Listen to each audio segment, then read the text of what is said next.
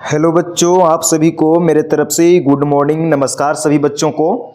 चलिए बच्चों, आज हम लोग कक्षा 9th का मैथमेटिक्स क्लास 9th का हम लोग आज सॉल्यूशन करेंगे।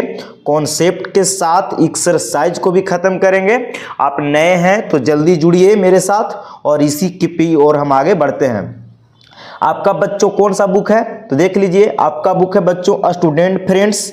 इसको हम लोग क्या तो डॉक्टर केसी सिन्हा के भी नाम से जानते हैं, इनका राइटर है, ठीक है। और इसी बुक के बच्चों हम लोग शुरू से अच्छा से सॉल्यूशन करेंगे, ठीक है। तो थोड़ा सा हम लोग इसका मैथ का जो सिलेबस है, कौन कौन सा चैप्टर पढ़ना है बच्चों, इस पे हम थोड़ा सा चर्चा करेंगे, फिर हम आगे की ओर बढ़ते हैं। चलिए इसको हम लोग विषय सूची को देखते हैं, चैप्टर को देखते हैं। तो चलिए, ये आपका रहा विषय सूची बच्चों। अध्याय कौन कौन सा चैप्टर पढ़ना, कितना चैप्टर मैथ क्लास 9th में पढ़ना, इसको समझिए।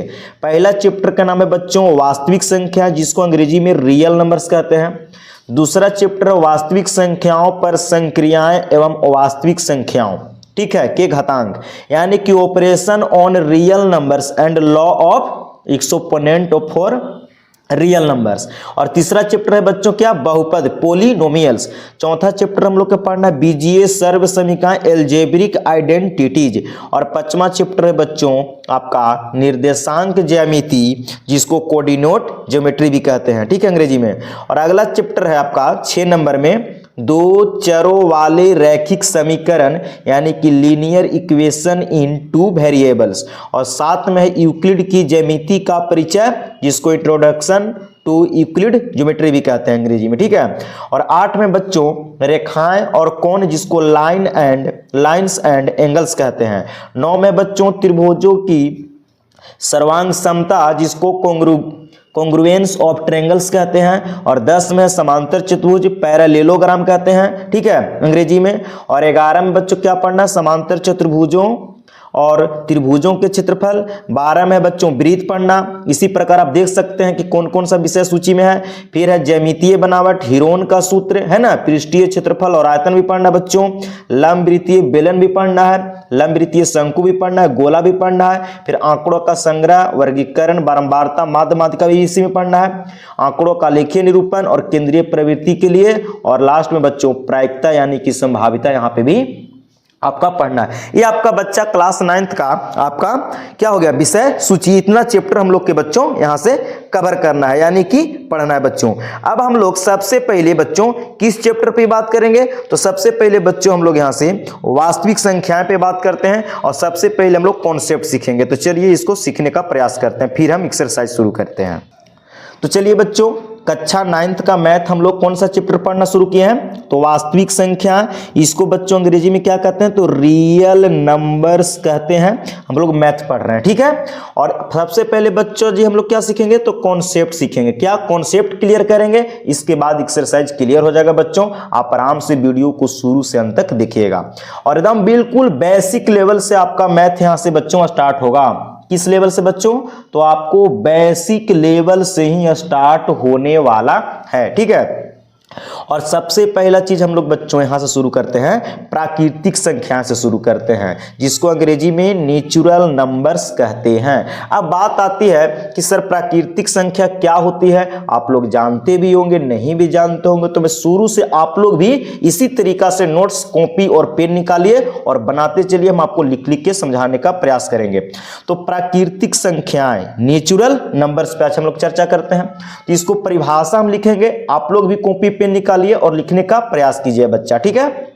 चलिए हम यहाँ पे किस तरीका से परिभाषा लिखेंगे, इसको आप लोग भी नोट करते रहिएगा। देखिए कि गिनती में क्या लिखते हैं बच्चों, कि गिनती की, आप लोग भी पढ़ते आए होंगे कि गिनती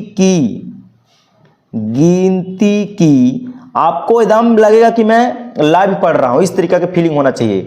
गिनती की संख्याएं को, देखिए गिनती की संख्याएं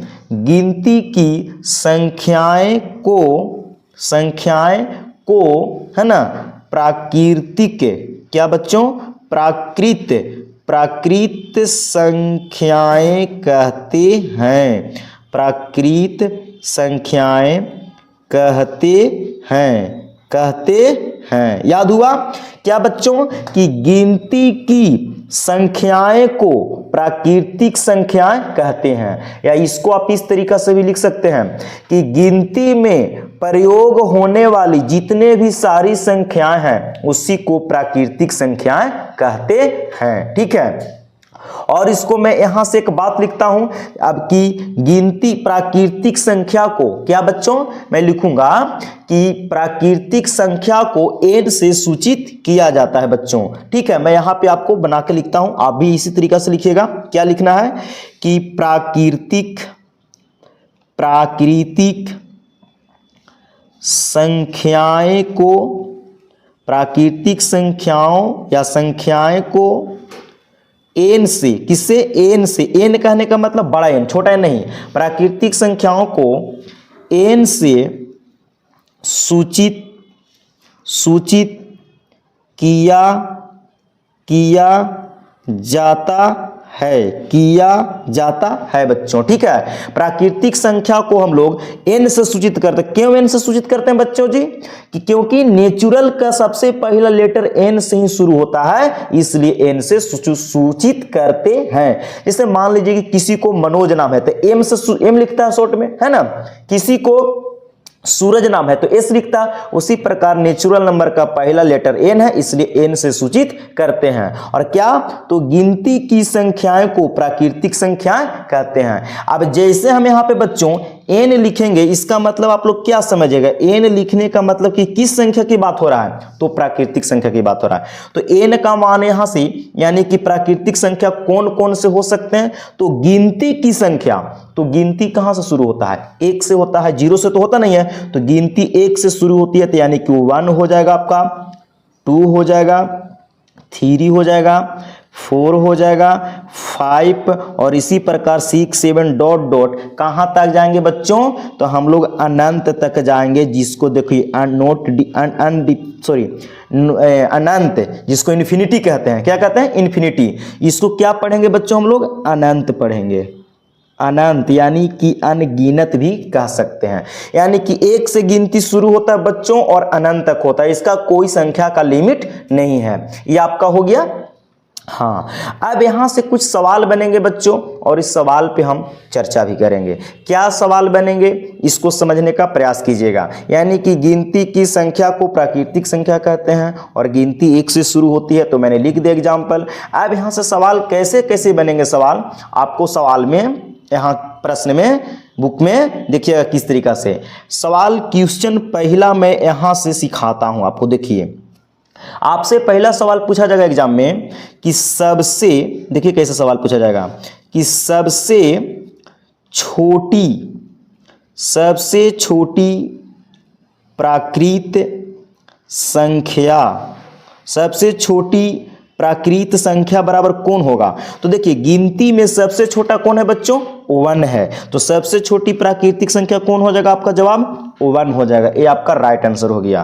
क्वेश्चन 2 क्या बन सकता है, इसको समझिए कि सबसे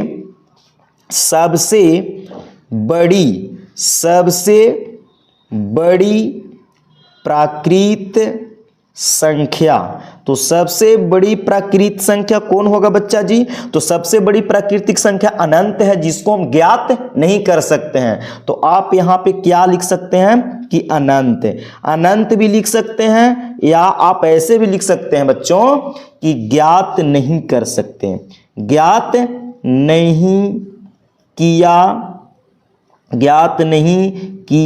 जा सकता है ना जी। अब कितना बड़ा प्राकृतिक संख्या होगा बच्चों ये तो पता नहीं है, लेकिन हाँ सबसे छोटी की बात करेगा तो 1 और सबसे बड़ी की बात करेगा तो अनंत लिखिए, या ज्ञात नहीं किया जा सकता बोल सकते हैं। यहां तक किसी बच्चा को प्रॉब्लम नहीं होना चाहिए अभी तक, प्राकृतिक संख्या में कोई दिक्कत नहीं। इस प्राकृतिक संख्या क्लियर हो गया, चलिए क्लियर हो गया तो हम आगे बढ़ें। अब हम लोग बच्चों यहां से एक अलग संख्या की बात करूंगा। अब हम लोग कॉपी में दूसरा नंबर लिखेंगे और दूसरा नंबर पे चर्चा करेंगे बच्चों, इसको समझिएगा। दूसरा नंबर का जो संख्या मिलेगा हम लोग को वो पढ़ना बच्चों आपको क्या, तो पढ़ना आपको पूर्ण संख्या। मैं लिखता हूं यहां पे पूर्ण संख्याएं। कौन संख्याएं, तो पूर्ण संख्याएं, और पूर्ण संख्याएं को बच्चों अंग्रेजी में क्या कहते हैं, कमेंट कीजिए, क्या कहते हैं? तो इसको होल नंबर कहते हैं। तो WHOLE whole numbers, NUMBERS whole numbers. और इसको किस तरीका से परिभाषा देना है, इसको देखिए। हाँ, अब हम लोग पूर्ण संख्या की बात करेंगे। प्राकृतिक संख्या समझ गए कि गिनती की संख्या को प्राकृतिक संख्या कहते हैं। अब हम लोग बच्चों पूर्ण संख्या पर चर्चा करते हैं, तो इसको समझिए। मैं इसका परिभाषा लिखता हूं, आप लोग भी लिखते चलिएगा कॉपी में। देखिए यहां लिखते हैं बच्चों, क्या लिखेंगे परिभाषा पूर्ण संख्या के, कि गिनती की संख्या में, देखिए मैं यहां पे लिखता हूं कि गिनती की आप भी कॉपी पे लिखते चलिएगा कि गिनती की संख्या, क्या? तो गिनती की संख्या में शून्य यानी जीरो को मिलाने पर, शून्य को मिलाने से पूर्ण संख्या, कौन संख्या? तो पूर्ण संख्याएं कहलाता है। क्या कहलाता है? तो पूर्ण संख्याएं कहलाता है। ठीक है, अब मैं इसका शॉर्ट में क्या बोलेंगे बच्चों, इसको समझिएगा। मैं शॉर्ट में क्या बोलूंगा, इसको समझते चलिएगा। ठीक है, अब मैं यहां लिखता हूं स्टार देके, इसको समझिएगा कि पूर्ण संख्याएं को, क्या बच्चों? तो पूर्ण संख्याएं को, पहला लेटर इसका क्या है, W, तो लिखेंगे कि पूर्ण संख्याएं को किससे सूचित करते हैं? तो W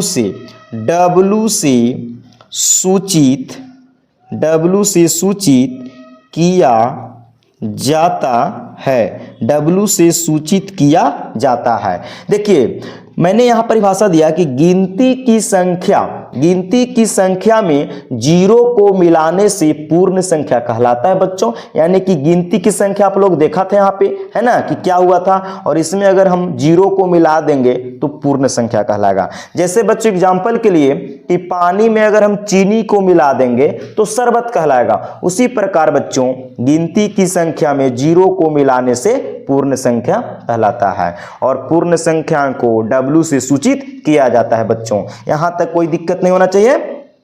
अब हम जहां पे अब W लिखेंगे बच्चा, इसका मतलब क्या समझिएगा आप लोग, इसका मतलब आप लोग समझिएगा कि पूर्ण संख्या की बारे में चर्चा हो रही है। तो W में यानी कि पूर्ण संख्या को जीरो मिलाना है गिनती की संख्या में, तो जीरो पहले लिख लीजिए, इसके बाद 1 हो जाएगा, फिर 2, फिर 3, फिर 4, फिर 5, इसी प्रकार डॉट डॉट डॉट अनंत तक चला जाएगा जी। कहां तक? अनंत तक हो जाएगा। अब बताइए कि यहां से एक सवाल, दो सवाल बनेगा कुछ, हम लोग इसको सवाल क्वेश्चन पहला करेंगे। क्या करेंगे बच्चों? लिखेंगे कि सबसे छोटी, क्या करेंगे कि सबसे छोटी पूर्ण संख्या। तो सबसे छोटी पूर्ण संख्या कौन होगा बच्चा? तो सबसे छोटा तो इसमें जीरो है, तो सबसे छोटी पूर्ण संख्या जीरो हो जाएगा, ये आपका राइट। ठीक है, क्वेश्चन 2 क्या बनेगा कि सबसे बड़ी पूर्ण संख्या, तो इसका अनंत होगा। इसको भी लिख लीजिए आप लोग कॉपी में कि सबसे बड़ी पूर्ण संख्या, तो आप लिख लीजिए अनंत लिख लीजिए, या लिख लीजिए कि ज्ञात नहीं कर सकते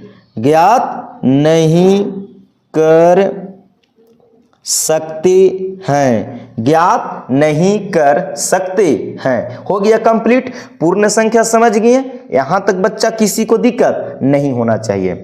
मैंने आपको क्या क्या, तो मैंने आपको बच्चों पहले प्राकृतिक संख्या पे चर्चा किया कि गिनती की संख्या को प्राकृतिक संख्या कहते हैं। ठीक है, प्राकृतिक संख्या को n से सूचित किया जाता है। फिर मैंने क्या बताया, गिनती की संख्या 1 से शुरू होती है अनंत तक। सबसे छोटी प्राकृतिक संख्या बच्चों 1 होती है। सबसे बड़ी प्राकृतिक संख्या अनंत या ज्ञात नहीं किया जा सकता है। ठीक है, दूसरा सवाल पे मैंने चर्चा किया पूर्ण संख्या, तो गिनती की संख्या में जीरो को मिलाने से पूर्ण संख्या कहलाता है। पूर्ण संख्या को W से सूचित किया जाता है। अब देखिए कि W यहाँ पे मैंने लिखा हूँ कि नहीं लिखा हूँ W से। अब W बराबर 0 हो गया, 1 हो गया, 2 हो गया, 3 हो गया, 4 हो गया, 5 अनंत तक जाएगा और सबसे छोटी पूर्ण संख्या 0 हो गया और सबसे बड़ी की अनंत या ज्ञात नहीं कर सकते हैं। अब यहाँ से बच्चों कुछ सवाल आते हैं क्लास 9th में, कैसे NCERT बुक में पूछा जाता है या एग्जाम में, इस सवाल को आपको समझना है। तो मैं यहाँ पे लिखता हूँ सवाल को बच्चों और इसको समझते चलिएगा। कैसे इसको समझिएगा, देखिएगा क्वेश्चन तीसरा आपको यहाँ से कैसे बनेगा कि देखिए सवाल कैसे पूछेगा कि क्या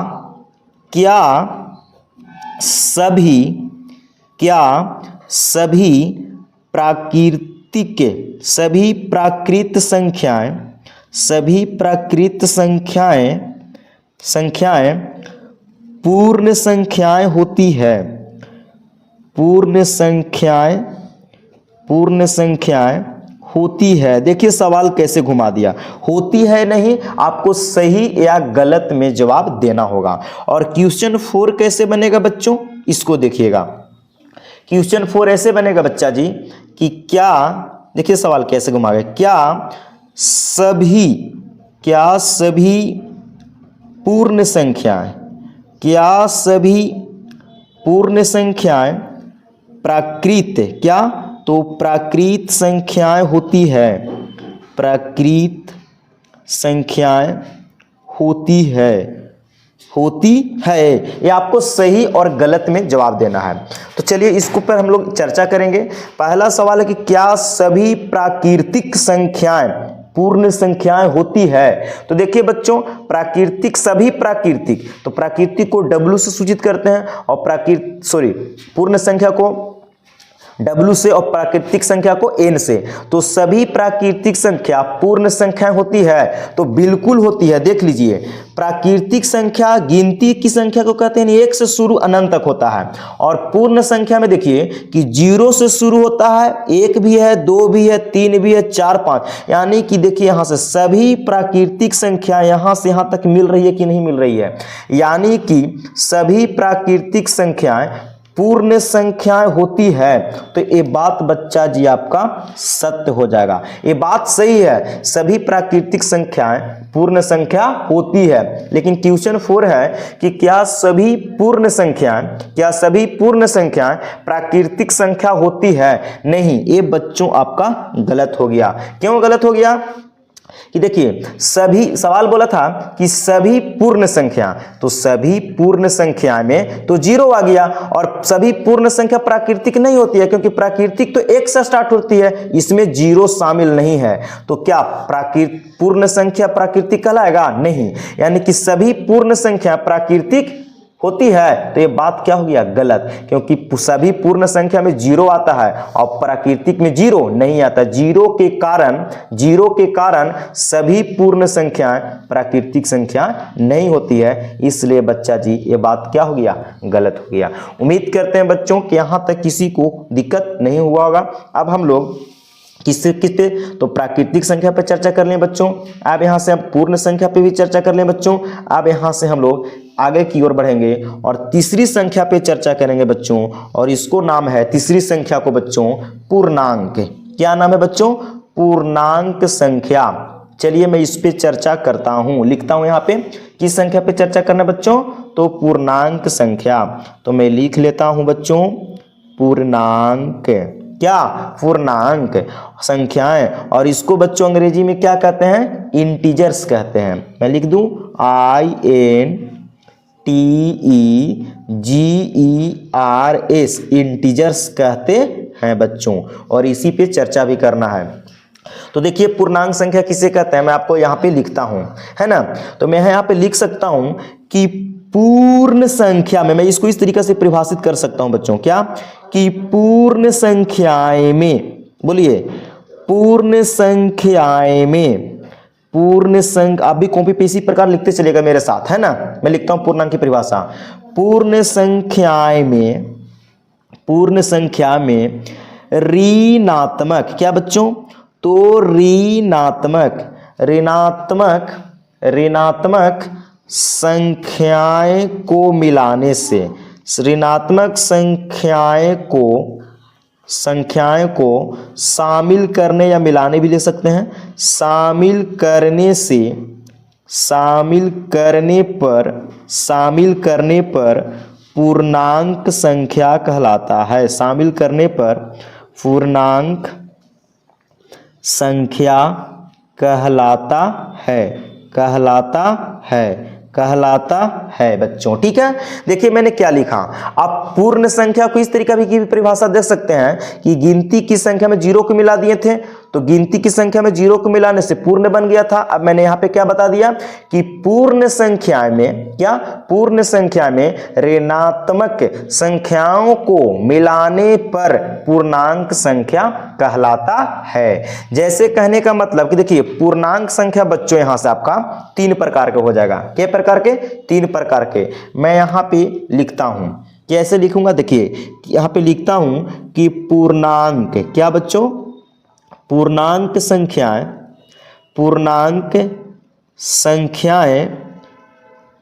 3 प्रकार की होती हैं। कितने प्रकार के? तो 3 प्रकार के होते हैं। कितने प्रकार के होते हैं बच्चों? 3 प्रकार के होते हैं। अब कौन कौन वो 3 प्रकार के होते हैं बच्चों, इसको समझने का प्रयास कीजिए। देखिए मैं आपको समझाता हूं, पहली, दूसरी और तीसरी। तो मैं पहली की बात करूं बच्चों तो आपका होगा धनात्मक संख्याएं, और दूसरा होगा बच्चा आपका शून्य संख्याएं,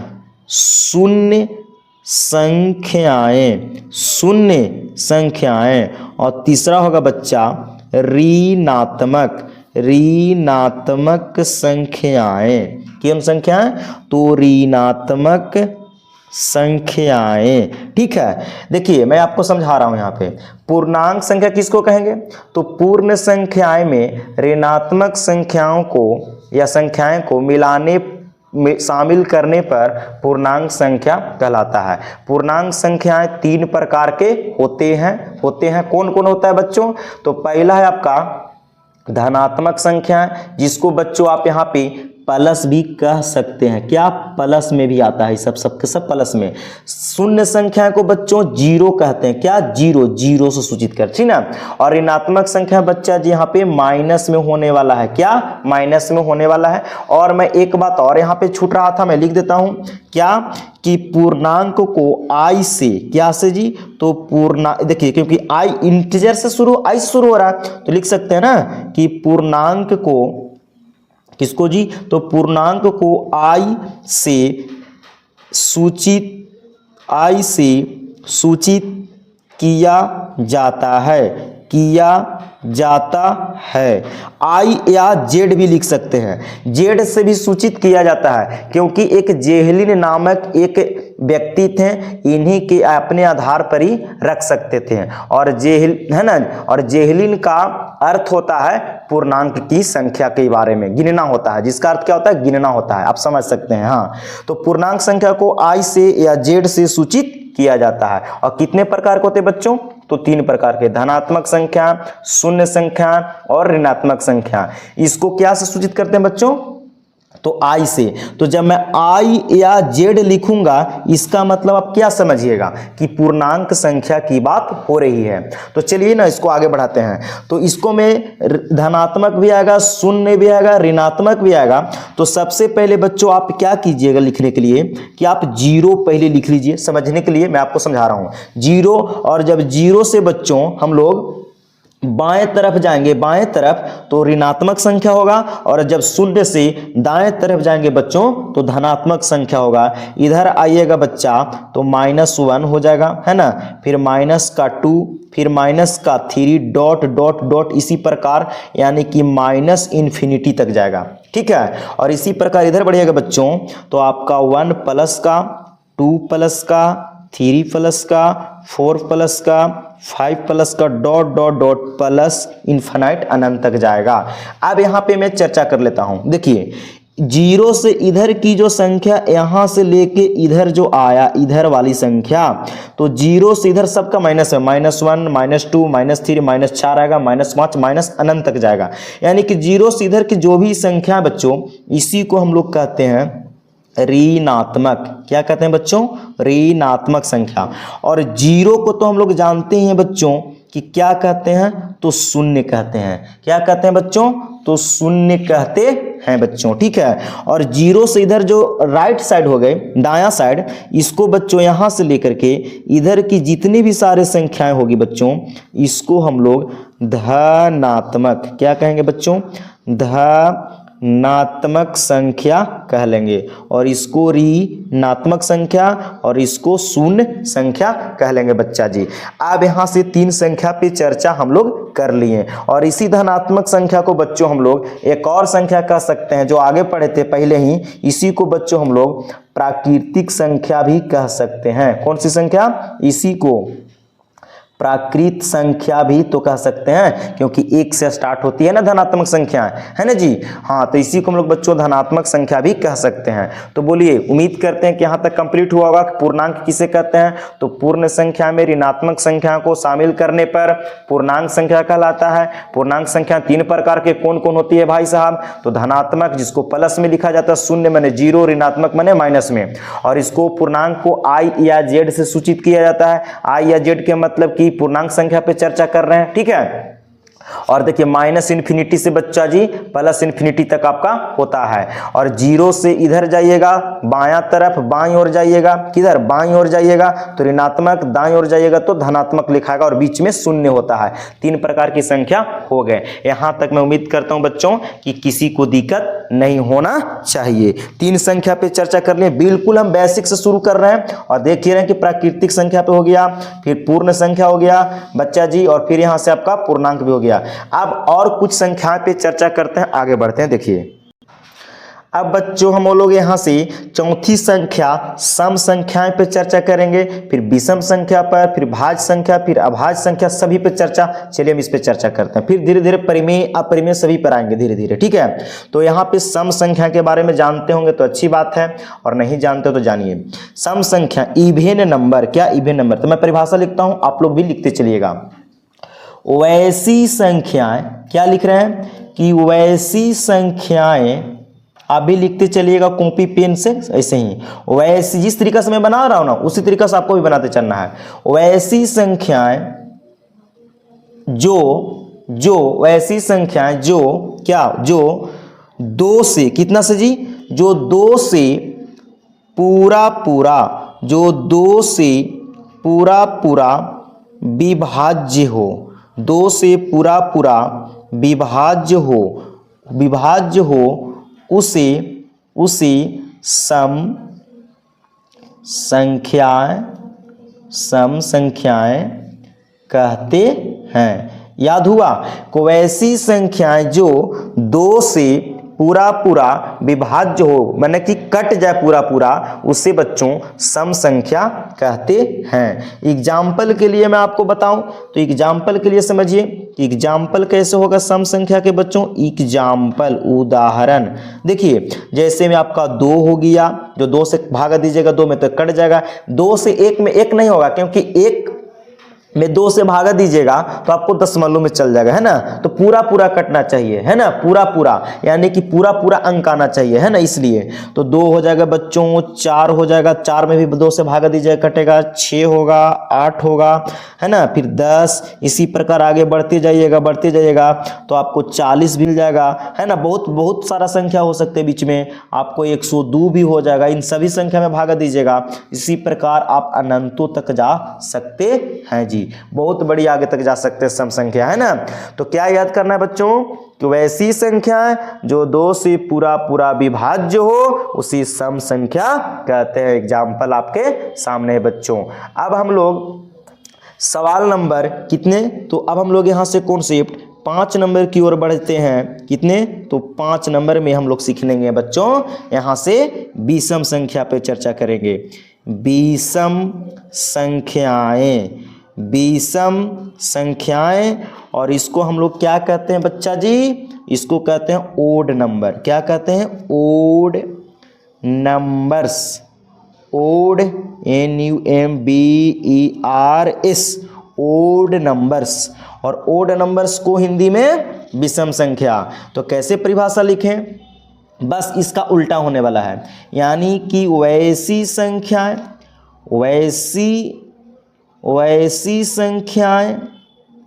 जो दो से पूरा विभाज्य न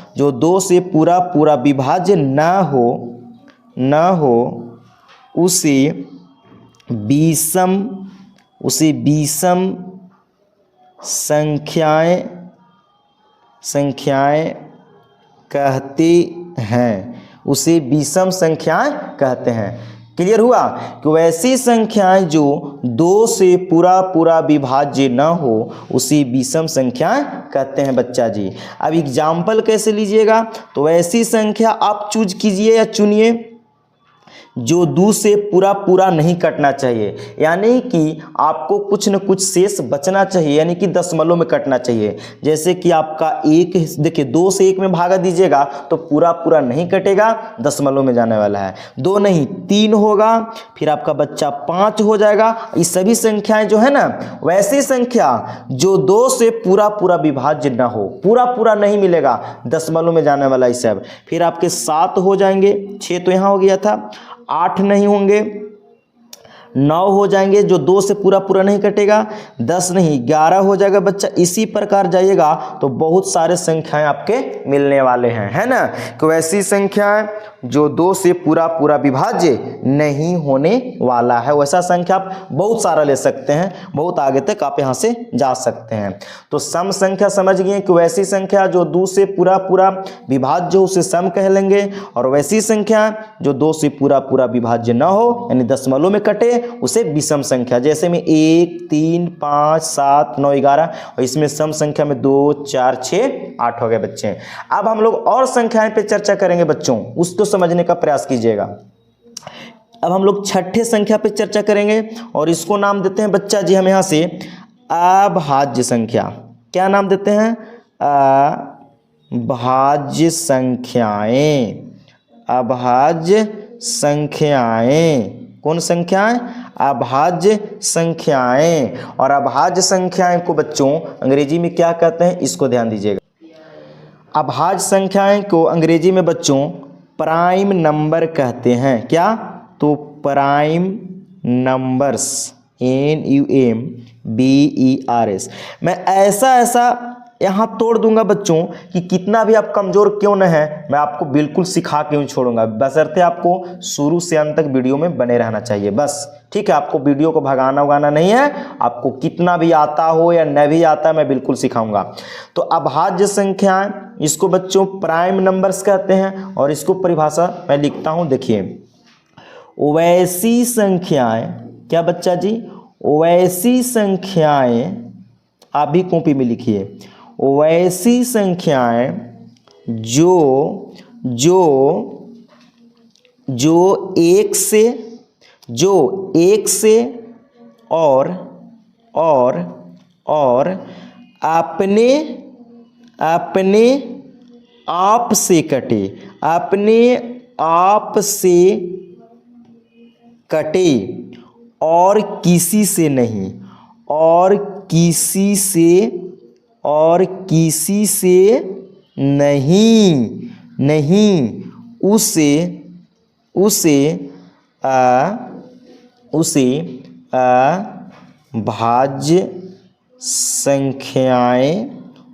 अभाज्य संख्याएं कहते हैं। देखिए मैं इसको समझाने का प्रयास करता हूं, ठीक है, समझिएगा। अभाज्य संख्या क्या? कि वैसी संख्याएं जो एक से, किसको से? एक से और अपने आप से कहने का मतलब बच्चों कि खुद से, और किसी से नहीं, और किसी से नहीं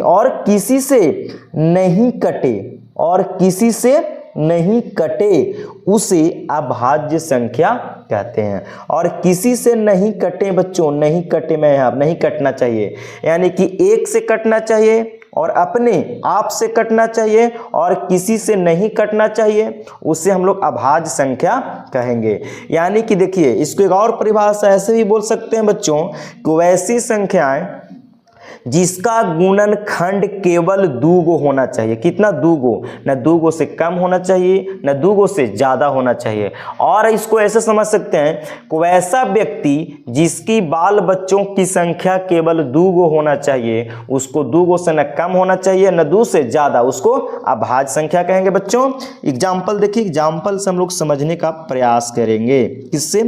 एग्जाम्पल से। तो कैसे एग्जाम्पल देंगे, इसको समझने का प्रयास कीजिए बच्चा जी, ठीक है। एग्जाम्पल में अभाज्य संख्या देखिए, एक होगा, एक नहीं होगा जी। क्यों एक नहीं होगा?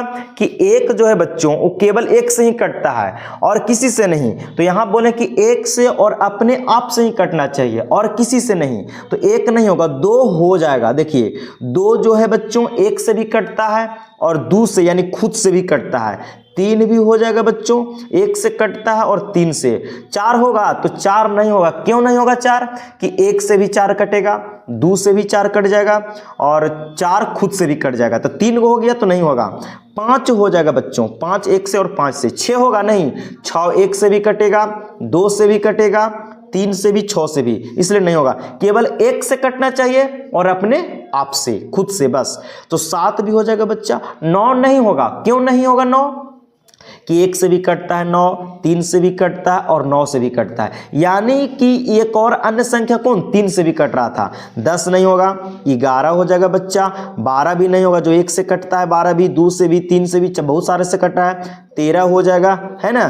फिर आपको इसी प्रकार आगे जाएगा तो बहुत सारे संख्या मिलने वाले हैं। 13 के बाद आपको 17 मिल जाएगा, 17 के बाद 19 मिल जाएगा, 19 के बाद आपका यहाँ से फिर 23 मिल जाएगा, बहुत सारे संख्या मिलेंगे, है ना। यानी 1 से लेके 100 तक प्राकृतिक संख्या में आपके लगभग 25 गो अभाज्य संख्याएं होती है। तो अब अभाज्य संख्या समझ गए, कोई ऐसी संख्या जो 1 से और अपने आप से कटे और किसी से नहीं कटे, और किसी से नहीं कटे उसे अभाज्य संख्याएं कहते हैं। अब हम लोग बच्चा जी यहाँ से किस पे? तो हम लोग यहाँ से क्वेश्चन यानी कि 7 नंबर संख्या पे चर्चा करेंगे। यह भाज्य हो गया।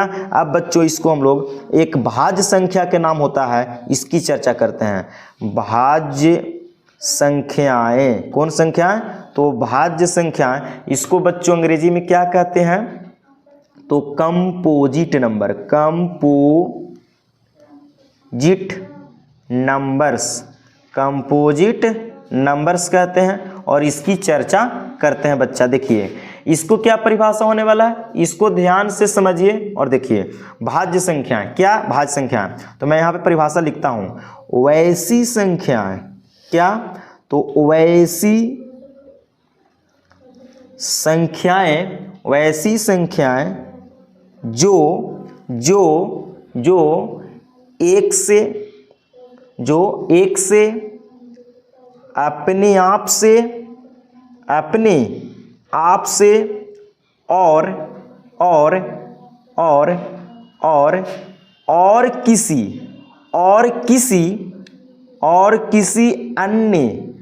अन्य संख्या से भी कटे, अन्य संख्या से भी कटे, उसे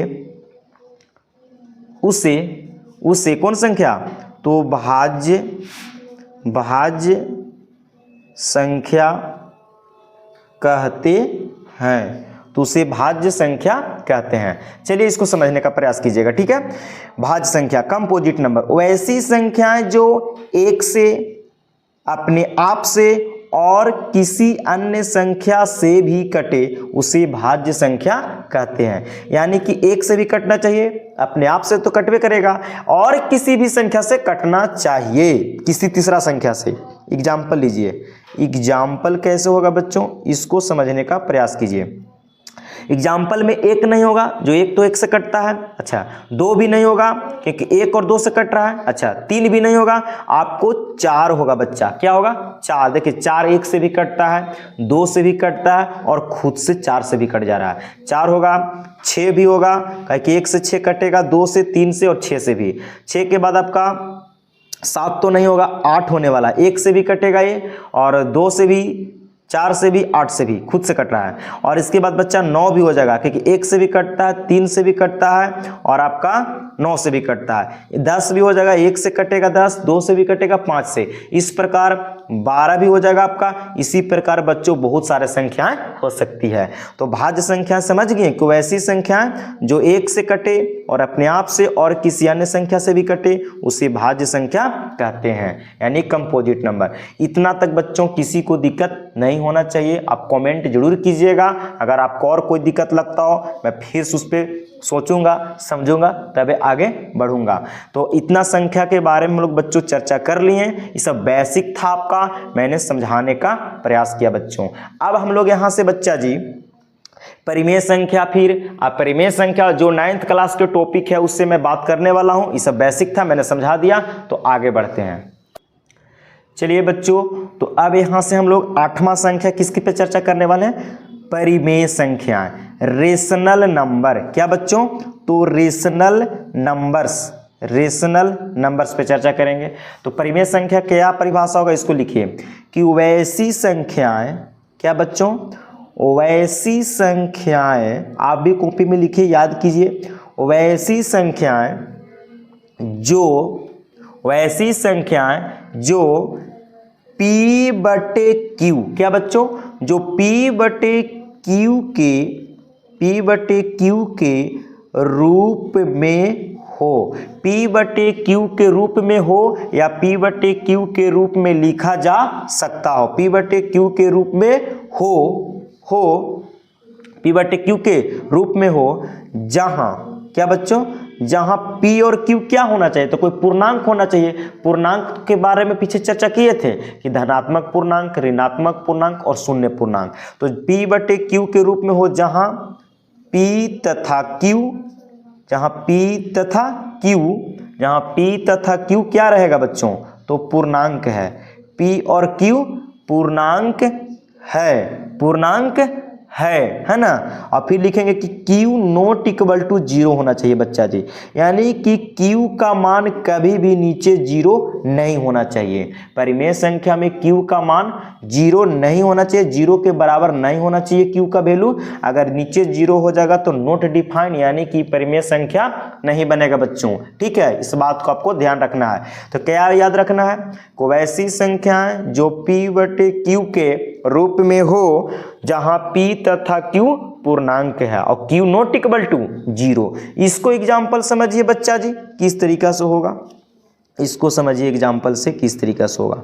यानी कि वैसी संख्या जो P/Q के रूप में हो या P/Q के रूप में लिखा जा सके, इसको इस तरीका से भी डिफाइन कर सकते हैं। जैसे मैं बच्चों बोलूं कि 3/4, तो 3/4 देखिए P का मान 3, Q का मान 4, तो P/Q के रूप में एक परिमेय संख्या है। 1/6 भी परिमेय संख्या है बच्चों, P का मान 1 और Q का मान 6 परिमेय संख्या है। 8/7 भी परिमेय संख्या है, देख लीजिए, P का मान 8, Q का मान 7। अब देखिए, अब 0 भी हो सकता है परिमेय संख्या, क्योंकि 0 का नीचे कुछ भी ना तो 1 छिपा हुआ है, 0 के नीचे कुछ भी ना तो 1 छिपा हुआ है, तो P का मान ऊपर 0 रहेगा लेकिन Q का मान 0 नहीं होगा, ये परिमेय संख्या है। लेकिन अगर कोई बोल दे कि 2/0 परिमेय संख्या होगा तो बिल्कुल गलत हो जाएगा। क्यों? क्योंकि Q का मान 0 हो गया, हम बोलें कि Q का मान नॉट इक्वल टू 0 होना चाहिए, यानी कि नीचे 0 नहीं होना चाहिए, तो ए परिमेय संख्या नहीं होगा। लेकिन ए परिमेय संख्या होगा, ये बात क्या हो गया बच्चा? सही है। यानी कि आप कोई भी ऐसे संख्या ले सके हैं, 5 परिमेय संख्या होगा, बिल्कुल होगा, क्योंकि 5 के नीचे कुछ न तो 1 छिपा हुआ है, तो P/Q के रूप में है, इसलिए परिमेय संख्या होगा। तो परिमेय संख्या समझ गए कि वैसी संख्या जो P/Q के रूप में हो जहां P तथा Q पूर्णांक है और Q नॉट इक्वल टू 0, मानो बट्टा में होना चाहिए परिमेय संख्या, और किसी भी संख्या के नीचे 1 छिपा हुआ रहता है, जैसे कि 0 के नीचे 1, 5 के भी नीचे 1 हो गया। ठीक है, अब यहां से कुछ और बात सीखना है क्लास 9th में बच्चों, इसको समझने का प्रयास कीजिएगा। इसको देखिए, मैं यहां पे बताता हूं कि परिमेय संख्या यहां पे 2 तरह के होते हैं। कितने तरह के? 2 तरह के हम लोग को पढ़ना है। लिखेंगे कि परिमेय संख्याएं, देखिए कितना आराम से हम समझा रहे हैं, आप कॉपी पे नोट करते चलिए, समझते चलिए। यहां पे लिख रहे हैं कि परिमेय संख्याएं कौन बच्चों? तो परिमेय संख्याएं 2 प्रकार की होती हैं। कौन प्रकार के? तो 2 प्रकार के होते हैं। कितने प्रकार के? तो 2 प्रकार के। बोलिए बच्चों, परिमेय संख्या कितने प्रकार का होता है जी? तो परिमेय संख्या बच्चा जी यहां से आपका 2 प्रकार के होते हैं। कितने प्रकार के? 2 प्रकार के होते हैं बच्चों। अब चलिए इसको हम लोग आगे बढ़ेंगे थोड़ा सा और इसी पे गौर से समझेंगे, सोचते हैं फिर, ठीक है। तो पहला आपका क्या परिमेय संख्या होता है उसका नाम जानिए और फिर दूसरा पर भी बात करेंगे। तो परिमेय संख्या बच्चों 2 प्रकार का होता है। पहला आपका होता है बच्चों, इसको लिखेंगे हम लोग, इसको लिखेंगे शांत। देखिए मैं लिख रहा हूं शांत परिमेय संख्या। शांत परिमेय, क्या लिख रहा हूं? शांत परिमेय संख्या। शांत परिमेय संख्या होता है, ठीक है। और एक होता है बच्चा आपका अशांत परिमेय संख्या। क्या? तो अशांत परिमेय संख्या, इसकी भी मैं चर्चा करता हूं। तो देखिए दूसरा मैं एग्जांपल लेता हूं और इसको समझाने की प्रयास भी करूंगा। अशांत, अशांत क्या? अशांत आवर्ती, अशांत आवर्ती परिमेय संख्या। परिमेय संख्या यहां से 2 तरह का हो गया, यानी कि परिमेय संख्या 2 तरह के मिल जाते हैं। परिमेय संख्या का जो दशमलव रूप होता है बच्चों वो 2 तरह के होते हैं। पहला हो गया शांत परिमेय संख्या और दूसरा हो गया अशांत आवर्ती परिमेय संख्या। परिमेय संख्या, तो शांत परिमेय संख्या किसको कहेंगे और अशांत आवर्ती परिमेय संख्या किसको कहेंगे? जैसे एग्जाम्पल के लिए बच्चा कि 1/4 कौन संख्या? तो 1/4 हो गया आपका शांत परिमेय संख्या। इसका दशमलव प्रसार क्या होने वाला है? 1/4 का दशमलव प्रसार क्या होने वाला है? तो इसको मैं समझाता हूं। देखिए शांत परिमेय संख्या में 1/4 लिए बच्चों, इसको समझाने का प्रयास करता हूं, समझिए। इसका मतलब कि 4 से आप 1 में भागा दीजिए, तो 4 से 1 में भागा देंगे बच्चों तो नहीं लगेगा, तो 0 और दशमलव के बदला में 0, फिर 4 दूनी 8 हो गया, 10 में से 8 हो जाएगा 2, दशमलव के बदला में 0 डालेंगे तो 20, फिर 4 5 20, यानी कि बच्चों पूरा पूरी कट गया। कितना बार में? तो 0.25। कितना आया बच्चा? 0.25 आया। इसका मतलब कि ये जो परिमेय संख्या किस तरह का हो गया? शांत हो गया। यानी कि 4 से 1 में भागा दिए बच्चों तो 0.25 प्राप्त हुआ। इसका मतलब कि शांत परिमेय संख्या होगा। कौन? शांत हो गया दशमलव प्रसार। और अशांत की मैं एग्जांपल लूं बच्चा, किसकी? अशांत की अगर मैं बात करूंगा यहां से, तो जैसे एग्जांपल के लिए कि 1/3 लेता हूं, तो 1/3 भी परिमेय संख्या है, लेकिन इसका दशमलव प्रसार शांत नहीं अशांत होगा। इसको देखिए 3 से हम 1 में भागा देंगे तो कितना आएगा? देखिए 3 से बच्चा 1 में भागा दीजिएगा तो भाग नहीं लगेगा, 0.03 तिहाई 9 1, फिर दशमलव देके 0 3 तिहाई 9, फिर 1, फिर दशमलव 0 देके 0, फिर 3 तिहाई 9, फिर 1, फिर दशमलव के 0, यानी कि बच्चा 3 आपका रिपीट कर रहा है। 3 रिपीट कर रहा है, यानी कि आप यहाँ पे डिवाइड कीजिएगा बच्चा तो क्या आने वाला है? तो 0.333 डॉट डॉट डॉट। और इसी को बच्चों हम लोग ऐसे भी लिख सकते हैं 0.33 बार बार आ रहा है, अनंत बार आ रहा है, तो 3 के ऊपर हम बच्चों रेकरिंग लगा देते हैं। क्या? रेकरिंग। इसका मतलब हुआ, इसका लगाने का मतलब कि 3 एक बार नहीं बच्चा अनेक बार आने वाला है। और इसी को बोलते हैं बच्चों क्या? अशांत। अशांत भी हो गया क्योंकि पूरा पूरा भाग नहीं लगा। और अशांत इसको हम आवर्ती इसलिए कहेंगे, क्या? आवर्ती इसलिए कहेंगे कि 3 बार बार आ रहा है, तो बार बार आ रहा है इसलिए आवर्ती। और ये भी परिमेय संख्या है, ये भी परिमेय संख्या है। देखिए ये भी परिमेय संख्या, ये भी परिमेय संख्या है, लेकिन एक शांत हो गया जो पूरा पूरा कट जाता है, ये पूरा पूरा नहीं कटता है, इसलिए अशांत आवर्ती। जब मुर्गा के मूड़ी पूरा पूरा भागा देंगे कट जाएगा तो शांत, और जब मुर्गा के मूड़ी पूरा पूरा न कटेगा, बार बार नहीं कटेगा, बार बार रिपीट करेगा, नहीं कटेगा मुर्गा के मूड़ी, तो अशांत आवर्ती कहेंगे। तो ये था परिमेय संख्या के बारे में। हम लोग इसको इतना में किसी को दिक्कत नहीं होना चाहिए, समझ गए। अब हम लोग बच्चों अपरिमेय संख्या पर चर्चा करते हैं। चलिए बच्चों, तो अब हम लोग 9th संख्या किसके? 9वां नंबर संख्या पर।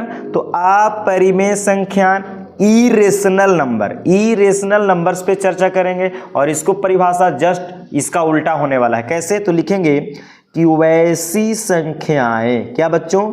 वैसी संख्याएं, आप लोग भी कॉपी में लिखिएगा, वैसी संख्याएं जो P बटे Q, क्या? जो P बटे Q के रूप में नहीं लिखा जा सकता है। क्या बच्चों? वैसी संख्या जो P बटे Q के रूप में नहीं लिखा जा सकता है, उसे क्या कहेंगे?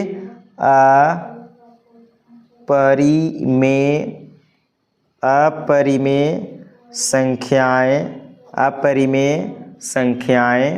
संख्याएं कहते हैं। देखिए, वैसी संख्या जो P बटे Q के रूप में नहीं लिखा जा सकता, उसे क्या कहेंगे बच्चों? तो अपरिमेय संख्या कहेंगे। एग्जाम्पल कैसे लीजिएगा? देखिए, या आप इसको ऐसे भी कर सकते हैं कि वैसी संख्या जिसका पूरा वर्गमूल न निकले, उसको क्या कहेंगे? अपरिमेय संख्या। क्या कहेंगे? अपरिमेय। जैसे देखिए, √1 लीजिएगा तो √1 का वर्गमूल 1 होता थी, परिमेय बन जाएगा। √2 रूट में लीजिए, लेकिन इसका वर्गमूल नहीं निकलना चाहिए, तो √2 अपरिमेय हो जाएगा।